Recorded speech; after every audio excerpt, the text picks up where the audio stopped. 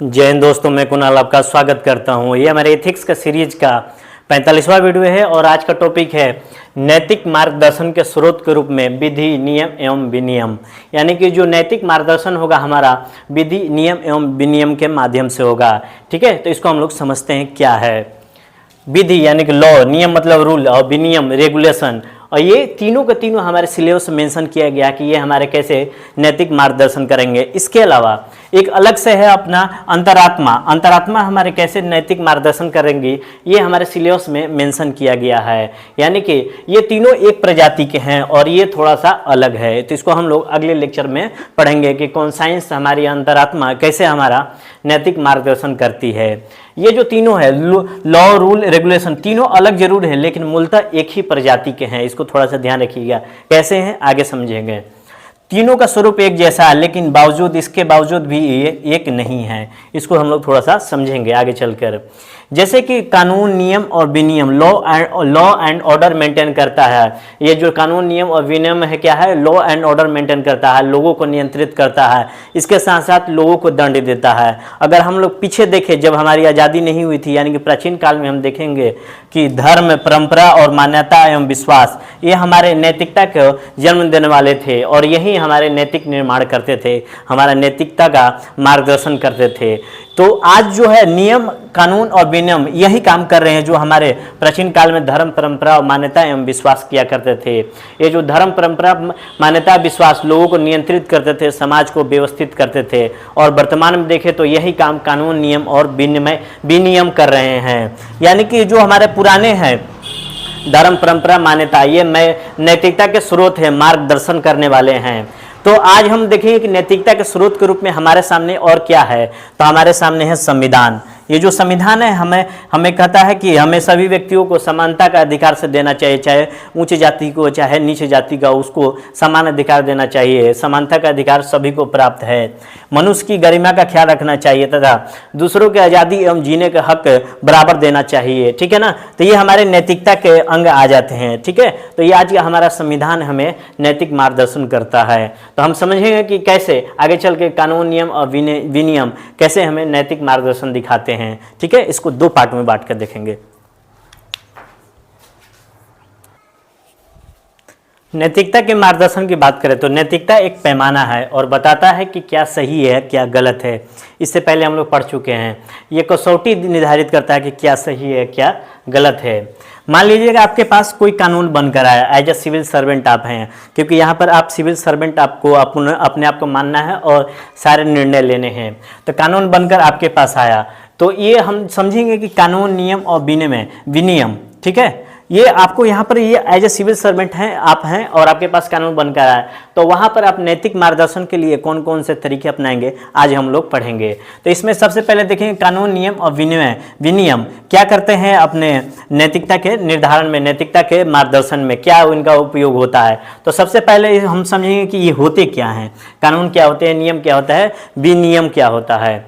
उसके बाद देखेंगे कि इसके साथ हमारा व्यवहार कैसा होगा, यानी कि अगर हम नैतिक द्वंद्व में फंस गए हैं तो इसका हल कैसे निकालेंगे। तो यानी कि दो पार्ट में बांट कर देखेंगे कि कानून, नियम और विनियम क्या होते हैं और अगर हम लोग नैतिक द्वंद्व में फंसे हैं तो ये हमारी कैसे मदद करेंगे। ये दो पार्ट में मिलाकर पढ़ेंगे। तो सबसे पहले हम देखेंगे कि कानून क्या होता है, नियम क्या होता है, विनियम क्या होता है। ठीक है, तो ये जब हम ये हमारा मार्गदर्शन करेंगे, अगर हम द्वंद्व में फंसे हैं तो हमें रास्ता दिखाने का काम करेंगे। ये जो लॉ होते हैं, रूल होते हैं, रेगुलेशन होते हैं, ये हमारे बाह्य स्रोत हैं। ठीक है, जो कि लेजिस्लेटिव और जुडिशरी बनाती है। वहीं पर कॉन्साइंस जो हम अंतरात्मा पढ़े थे, ये हमारे अंदर के चीज़ है, आंतरिक स्रोत है, जो अगले लेक्चर में हम लोग पढ़ेंगे। तो यानी कि लॉ, रूल और रेगुलेशन को हम लोग बारी बारी से समझते हैं। तो सबसे पहले हम लॉ को देखते हैं। लॉ है क्या, इसका हम लोग केवल देखेंगे कि इसका नैतिकता के स्रोत में या मार्गदर्शन में क्या उपयोग है। लॉ तो बहुत बड़ा चैप्टर है लेकिन हम इसको केवल ये देखेंगे कि इसका केवल नैतिकता के मार्गदर्शन में क्या उपयोग है, उसको हम लोग पढ़ेंगे। तो लॉ शब्द है लिगारे शब्द से बना है और जिसका मतलब होता है बांधना, यानी कि टू बाइंड। ये लोगों को बांधता है, ये बंधनकारी होता है, इसको अवॉइड नहीं किया जा सकता है, इसको मानना ही पड़ेगा। नहीं मानोगे तो खामियाजा भुगतना पड़ेगा। और जो लॉ होता है इसको बनाने का अधिकार राज्य को होता है। राज्य को हम लोग आज राष्ट्र के रूप में लेंगे, ठीक है। तो लोकतांत्रिक संदर्भ में बात करें तो विधायिका इसको बनाती है। तो ये है अपना लॉ का थोड़ा सा परिचय। अभी और देखते हैं कि विशेष लॉ की विशेषताएं क्या क्या होनी चाहिए।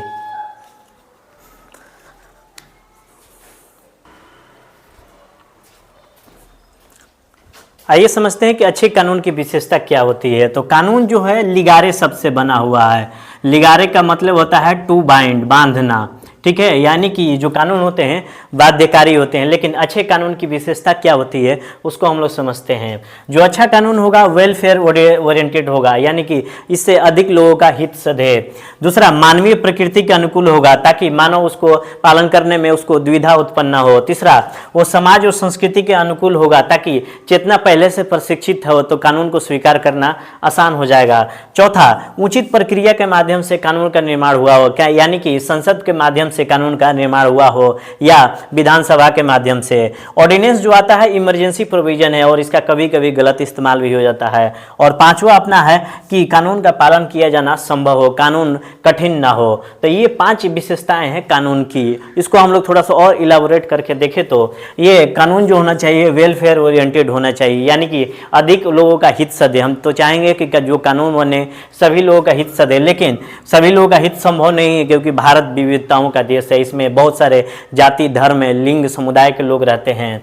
तो अधिक लोगों का हित सधे, सामान्य लोगों का हित सधे, यानी किसी वर्ग विशेष या एक खास वर्ग समूह का हित न सधे, सामान्य लोगों का हित सधे, ऐसा कानून बने। दूसरा, जो कानून बने मानवीय प्रकृति के अनुकूल हो, यानी कि मानव स्वभाव के अनुकूल हो ताकि कानून का पालन करना आसान हो जाएगा। मानव स्वभाव के प्रतिकूल होगा तो पालन करना संभव नहीं होगा। मानवीय चेतना को रोकने वाला कानून नहीं होना चाहिए, मानवीय चेतना का दमन करने वाला कानून नहीं होना चाहिए, नहीं तो कानून का उल्लंघन होगा। चौथा देखेंगे कि जो भी कानून हो समाज और संस्कृति के अनुकूल हो, परंपराओं एवं विश्वास के अनुकूल कानून हो ताकि जो हमारी चेतना है पहले से प्रशिक्षित हो तो कानून को स्वीकार करना आसान हो जाएगा, आचरण में लाना आसान हो जाएगा, नहीं तो आचरण में लाना मुश्किल हो जाएगा। जैसे कि भारत एक धर्मनिरपेक्ष राज्य है, भारत एक धर्मनिरपेक्ष राज्य है और हमारा जो दर्शन है, हमारा जो साहित्य है धर्मनिरपेक्षता पर आधारित है, यानी कि हमारे परंपराओं में, विश्वासों में धर्मनिरपेक्षता है। इसीलिए हम इस धर्मनिरपेक्षता को, सेकुलरिज्म को अपना लिए हैं। वहीं पाकिस्तान को देखिए तो वहाँ पर अलग इस्लामिक कानून है, वहाँ पर अलग मान्यताएं, विश्वास हैं। और भी देखेंगे कि भारत में अलग अलग कानून हैं। ईसाई हिंदू के अलग पर्सनल लॉ है, मुस्लिम का अलग पर्सनल लॉ है, ईसाइयों का अलग पर्सनल लॉ है। फिर भी हम लोगों ने सेकुलरिज्म का अपनाया, धर्मनिरपेक्षता को अपनाया एक ओवरऑल कानून के रूप में, क्योंकि जो कानून होना चाहिए अधिक लोगों का हित साधने वाला होना चाहिए। उसके बाद जो कानून का जो निर्माण हो उचित प्रक्रिया से हो, यानी कि संसद में बैठकर उचित प्रक्रिया, विधानसभा में बैठकर उचित प्रक्रिया से कानून का निर्माण हो ताकि उस पर प्रॉपर बहस किया जा सके, समय दिया जा सके और सभी बिंदुओं को समझा जा सके। ठीक है, ये नहीं कि इमरजेंसी प्रोविजन अपना ऑर्डिनेंस से अध्यादेश जारी कर दिए और अध्यादेश का तो दुरुपयोग भी होता है। तो अध्यादेश के माध्यम से कानून नहीं बनना चाहिए, उचित चर्चा के माध्यम से, उचित प्रक्रिया के माध्यम से कानून का निर्माण हो, नहीं तो कानून अच्छा नहीं माना जाएगा। ये जो कानून बने उसको पालन किया जाना संभव हो, पर जो कानून बने कठिन नहीं हो। जैसे कि पहले समलैंगिकता अपराध माना जाता था, लेकिन 2013 में सुप्रीम कोर्ट ने इसे अपराध की श्रेणी से हटा दिया। हालांकि 1950 से, आज से 50 साल पहले अगर बात करेंगे समलैंगिकता पर तो लोग उसको स्वीकार नहीं करेंगे, ठीक है ना। तो आज स्वीकार किया जा रहा है। आप कितने दिन 144 की धारा लगा देंगे, कितने दिन आप मार्शल लॉ लगा देंगे। तो देखते हैं यहाँ पर कितनी जीवन स्थिति ठीक नहीं रहती है।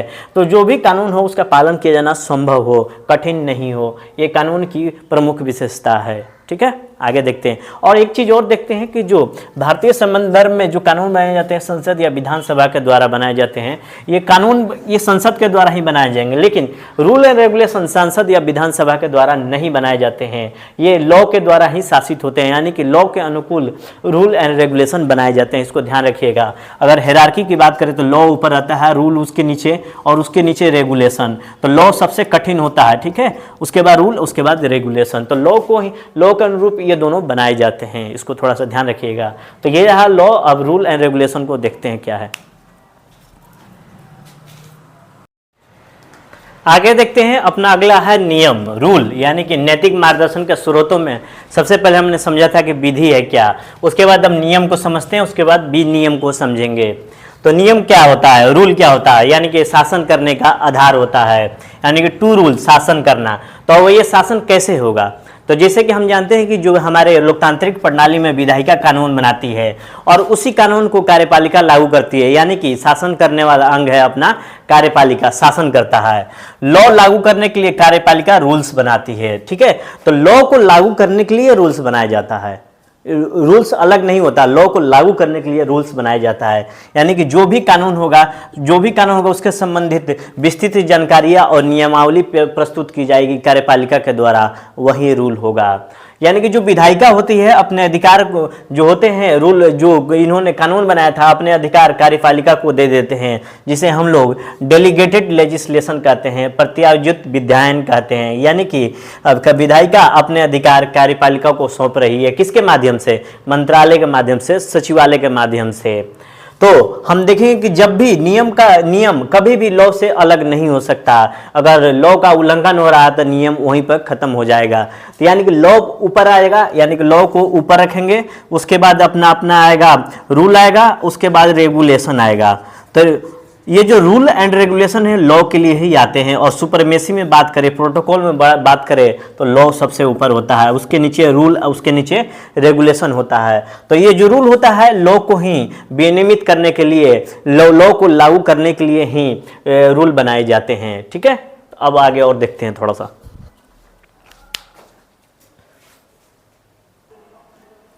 अब देखते हैं कि जैसे हम जानते हैं कि लॉ जो है वो लेजिस्लेचर द्वारा बनाया जाता है, विधायिका द्वारा बनाया जाता है। वहीं पर जो इसका लॉ के लिए जो रूल बनाया जाता है एग्जीक्यूटिव के द्वारा, यानी कि विधायिका, ये कार्यपालिका के द्वारा बनाया जाता है। इसी तरह जो प्राइवेट ऑर्गेनाइजेशन है ये अपने लिए भी रूल बना सकते हैं, ठीक है। तो ये तो सरकारी भी हो सकता है और जो रूल होता है वो प्राइवेट भी हो सकता है, यानी प्राइवेट ऑर्गेनाइजेशन भी रूल बना सकते हैं, लेकिन लॉ के अगेंस्ट में नहीं। जैसे कि यौन उत्पीड़न संबंधित सरकार ने लॉ बनाया है और यौन उत्पीड़न संबंधित सरकार ने रूल बनाया कि कार्यस्थल पर महिलाओं का हरासमेंट नहीं होना चाहिए।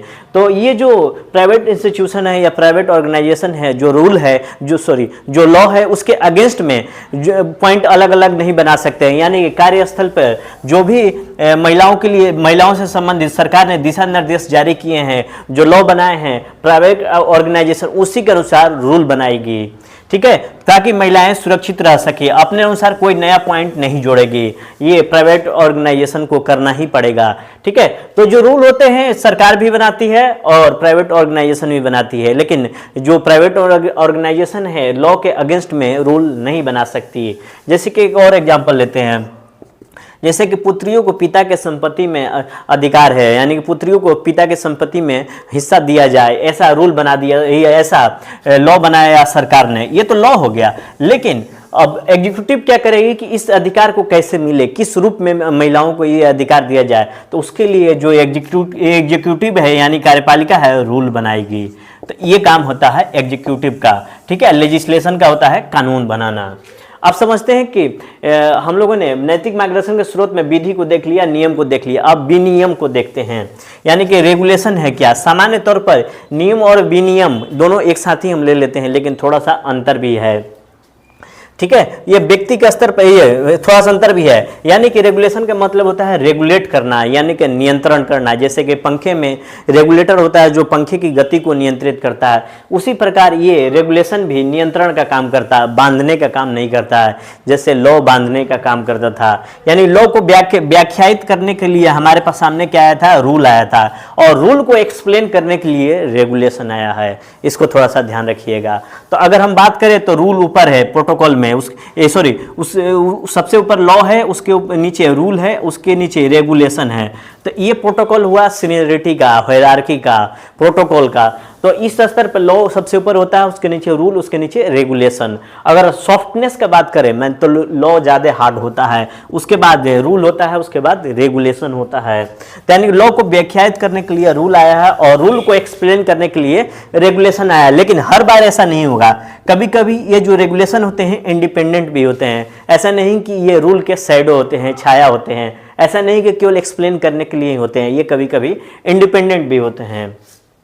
अगर हम बात करें और तो ये जो रेगुलेशन है व्यक्ति और संगठन दोनों स्तर पर जारी किया जा सकता है, और ये थोड़ा ज़्यादा ऑटोनॉमी लिए हुए है, स्वायत्तता लिए हुए है रेगुलेशन।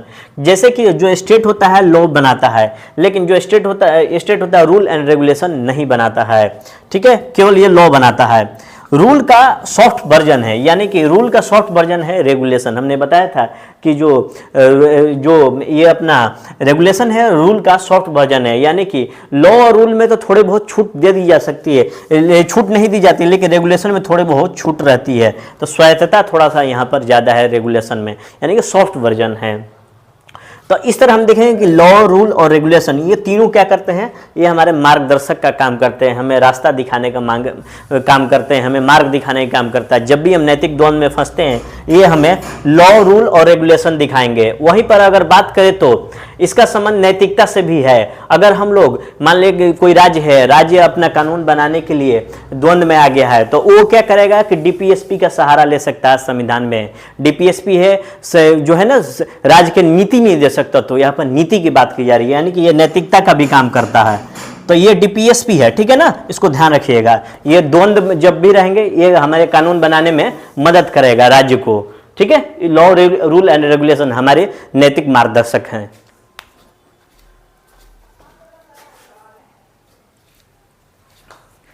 अब देखते हैं कि विधि, नियम और विनियम के साथ हमारा व्यवहार कैसा होगा, इसको समझने का हम लोग प्रयास करते हैं।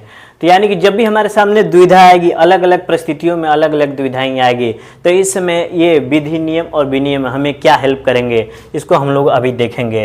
यानी कि जितने मामले आएंगे उतनी दुविधाएं होंगी और उन मामलों की अलग अलग परिस्थितियां होगी, तो ये हमें विनियम, नियम और विधि कैसे मदद करेंगे इसको समझने का प्रयास करते हैं, यानी कि किस स्टडीज़ का बात करते हैं।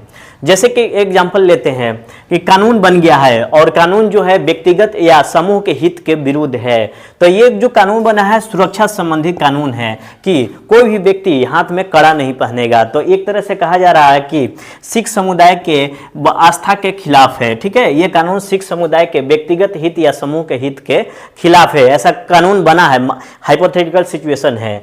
तो इसे लागू करना है, तो लागू करेंगे, तुरंत लागू कर देंगे तो लोग हमारे खिलाफ हो जाएंगे, ठीक है, क्योंकि व्यक्तिगत सेंटिमेंट हट कर रहा है। तो हम लोग तुरंत लागू नहीं करेंगे, कुछ रास्ता निकालने का प्रयास करेंगे।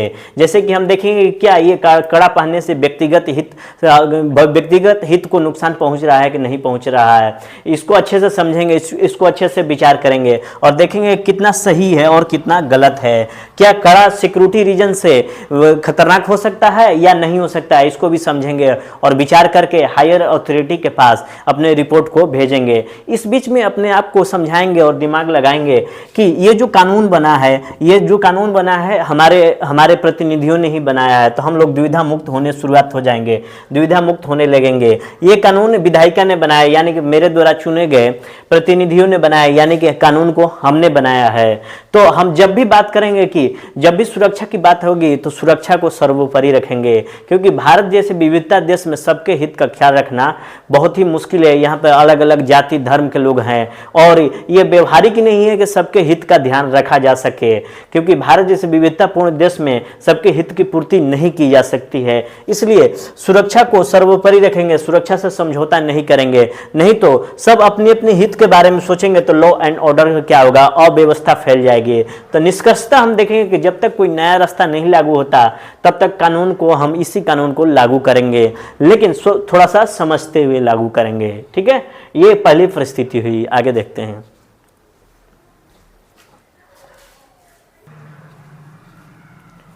अब देखते हैं कि जो कानून बन गया है कानून को लेकर गहरा नैतिक संकट उत्पन्न हो गया है।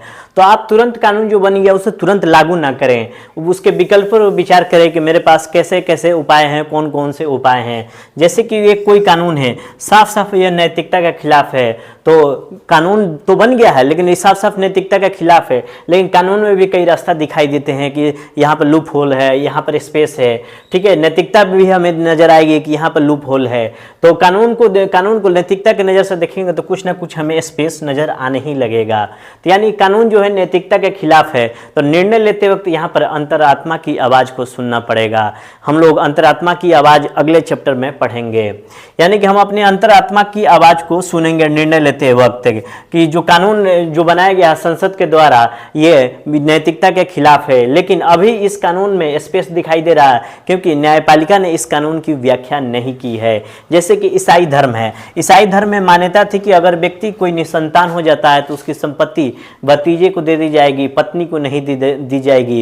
ये ईसाई धर्म में नैतिकता और मान्यता थी, विश्वास था। लेकिन सुप्रीम कोर्ट ने क्या किया, इसको खारिज करके पत्नी को अधिकार देने की बात कही। ठीक है, तो ये सीधे सीधे हमें ये कानून नैतिकता के विरुद्ध दिखाई दे रहा था। लेकिन आप उस चीज को वहां पर निर्णय लेते वक्त अंतरात्मा की आवाज को सुनेंगे और लूप होल को देखेंगे कहाँ लूप होल है। इसके अलावा बहुत सारे बलात्कार के मामलों में क्या होता है कि ऐसे तथ्य होते हैं कि बलात्कार को सिद्ध करना मुश्किल हो जाता है, साक्ष्य और पॉइंट को लेकर बहुत ज्यादा नैतिक संकट उत्पन्न होते हैं। तो यहाँ पर भी हमें निर्देशन जो देगा वह अंतरात्मा देगी, इसको थोड़ा सा ध्यान रखेंगे। जैसे एक और एग्जाम्पल लेते हैं कि कानून जो है जो बन गया है पूरी तरह अनैतिक है और सत्ता ने स्वार्थ और दबाव में पारित किया। जैसे एक एग्जाम्पल लेके चलते हैं, मानकर चलते हैं कि जो कृषि कानून आया था सत्ता ने स्वार्थ और दबाव में पारित किया था। तो व्यक्ति और नागरिक सीधे सीधे इसके कानून के खिलाफ सीधे सीधे कानून को अपने हाथ में न ले। ये जो व्यक्ति या नागरिक हैं लोकतांत्रिक तरीके अपनाए, जैसे किसानों ने अपनाया था, धरना दिया था, प्रदर्शन किया था, सिग्नेचर कैंपेन चलाया था, हड़ताल PIL के माध्यम से लोकतांत्रिक तरीका अपनाते हुए इस कानून के विरोध में अपना मत प्रस्तुत किया था। लेकिन कोई भी नागरिक या व्यक्ति हिंसक कदम नहीं उठाए, क्योंकि एक कानून को खत्म करने के लिए आप दूसरे कानून को हाथ में ले रहे हैं। राज्य व्यवस्था का सम्मान होना चाहिए, चाहे व्यक्तिगत रुचि हो चाहे अरुचि हो। यहाँ पर राज्य व्यवस्था का सम्मान जरूरी होना चाहिए। कोई भी कानून अगर अनैतिक है, जो सत्ता जो है वो स्वार्थ और दबाव में बनाई है। उसके बाद हम देखेंगे सुप्रीम कोर्ट हमारे पास एक ऑप्शन देता है कि सुप्रीम कोर्ट के पास आप जा सकते हैं और सुप्रीम कोर्ट रिव्यू करेगा कि यह संविधान की आत्मा के विरुद्ध है, तो इस कानून को रिजेक्ट कर दिया जाएगा। ठीक है, जैसे कि एक और एग्जांपल लेते हैं कि हमारी न्यायपालिका जुडिशरी ने समलैंगिकता को 2013 में सही ठहराया। और सही ठहराया एज ए सिविल सर्वेंट आप नैतिक समलैंगिकता के समर्थन में है या नहीं है। व्यक्तिगत रुचि, आपकी रुचि और रुचि पर कोई निर्भर नहीं करता। अगर सुप्रीम कोर्ट ने कहा कि यह सही है तो आपको उस चीज़ को लागू करना होगा, चाहे वो जो नागरिक है उसकी स्वतंत्रता का अपहरण क्यों ही ना हो रहा हो। लेकिन आप यहाँ समलैंगिकता को लागू ही करेंगे। आरक्षण का जो मामला है, आपको उसकी रुचि है या रुचि है, आप एज ए सिविल सर्वेंट आरक्षण की पद्धति को लागू करेंगे ही करेंगे। चाहे जाति प्रथा हो चाहे अस्पृश्यता हो, यहाँ आप अरुचि में भी हैं तब भी आपको लागू करना पड़ेगा क्योंकि आप सिविल सर्वेंट हैं। तो ये रहा तीसरा पॉइंट। आगे देखते हैं।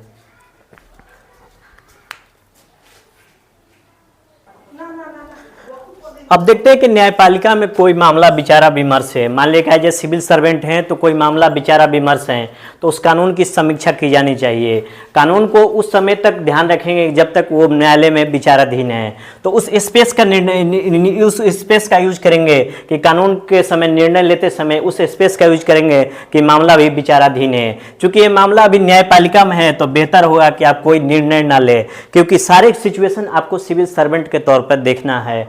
तो बेहतर होगा कि आप न्यायालय में हैं और जो मामला न्यायालय में है उस पर निर्णय ना लें, मामले को स्थगित कर दे। बाई चांस अगर आप निर्णय ले लेते हैं और सुप्रीम कोर्ट या न्यायपालिका का जो निर्णय है आपके विरुद्ध हो जाता है, ठीक है, निर्णय के विरुद्ध आ जाएगा तो आपको बहुत सारी चीज़ें बदलनी पड़ेगी। तो न्यायपालिका में जो मामला विचारा विमर्श है उस पर निर्णय न लिया जाए। न्यायालय में कहा गया कि ये कानून पूरी तरह से अनैतिक है। अगली सिचुएशन है कि न्यायालय में कहा गया कि ये कानून पूरी तरह से अनैतिक है। ऐसी स्थिति में आपसे सुझाव की स्थिति में जाएंगे, तुरंत निर्णय नहीं लेंगे। बेहतर होगा कि आप इस मामले पर राय लीजिए। किसका? विधि मंत्रालय का, लॉ मिनिस्ट्री का आप राय लीजिए। और राय में आप देखेंगे कि थोड़ी देर बाद आप देखेंगे कि आपको बातचीत के लिए बुलाया गया या आपकी जो दिमाग में बात चल रही है ये कानून अनैतिक है, तो वो वो उनके दिमाग में भी बात चली है तो कुछ रास्ता निकल आएगा और कुछ देर के लिए मामला टल जाएगा जब तक मामला न्यायालय में है। इसके अलावा हम देखेंगे कि आप एज ए सिविल सर्वेंट सामाजिक और सांस्कृतिक संस्था के सदस्य हो सकते हैं, किसी पॉलिटिकल पार्टी या पॉलिटिकल इंस्टीट्यूशन के सदस्य नहीं हो सकते हैं। यानी कि इस जो भी कानून है, सामाजिक या सांस्कृतिक जो भी कानून है, इसका संबंध अगर इस संस्था से है या इस संस्था के खिलाफ है या अनैतिकता के खिलाफ है तो आप इस संस्था को वैचारिक समर्थन दे सकते हैं। यानी कि ये जो सामाजिक सांस्कृतिक संस्था है आप उसके सदस्य हो सकते हैं एज ए सिविल सर्वेंट, लेकिन पॉलिटिकल पार्टी या पॉलिटिकल इंस्टीट्यूशन के सदस्य नहीं हो सकते हैं। और कोई कानून इसके खिलाफ आती है, इसके नैतिकता के खिलाफ आती है तो आप इसको वैचारिक समर्थन दे सकते हैं। ठीक है, आपको एज ए सिविल सर्वेंट इसका वैचारिक, लेकिन जो मंत्रालय है या सरकार की जो कॉन्फिडेंशियल रिपोर्ट है उसको नहीं देंगे, क्योंकि आपकी इंटीग्रिटी पर डाउटफुल हो जाएगा, आपकी इंटीग्रिटी डाउटफुल हो जाएगी। कोई सूचना नहीं देंगे, बस अपना केवल वैचारिक समर्थन दे सकते हैं, क्योंकि जो कानून बनाया गया है सामाजिक और सांस्कृतिक संस्था के अगेंस्ट में है और अनैतिक है। तो वहां पर एज ए सिविल सर्वेंट आप अपना वैचारिक समर्थन दे सकते हैं, लेकिन गुप्त सूचना नहीं देंगे, कॉन्फिडेंशियल रिपोर्ट नहीं देंगे सरकार के, नहीं तो आपकी एज ए सिविल सर्वेंट आपकी इंटीग्रिटी डाउटफुल हो जाएगी। तो ये रहा अपना नैतिक मार्गदर्शन के स्रोत के रूप में विधि, नियम एवं विनियम। पहले हम लोगों ने देखा कि विधि क्या होती है, नियम क्या होता है, विनियम क्या होता है। इसके बाद हम लोगों ने बारी बारी से अलग अलग मामलों में केस स्टडीज देखी कि क्या क्या हमें क्या कौन से समय पर कौन सी कदम उठानी चाहिए। ठीक है, अब अगले अध्याय में हम देखेंगे नैतिक मार्गदर्शन के स्रोत के रूप में अंतरात्मा। अंतरात्मा हमें कैसे डिसीजन लेने के लिए हमें निर्देशित करती है, उसको हम लोग देखने का प्रयास करेंगे। ठीक है, तो आज भर के लिए इतना ही। आपके सभी के लिए धन्यवाद, नमस्कार, जय हिंद।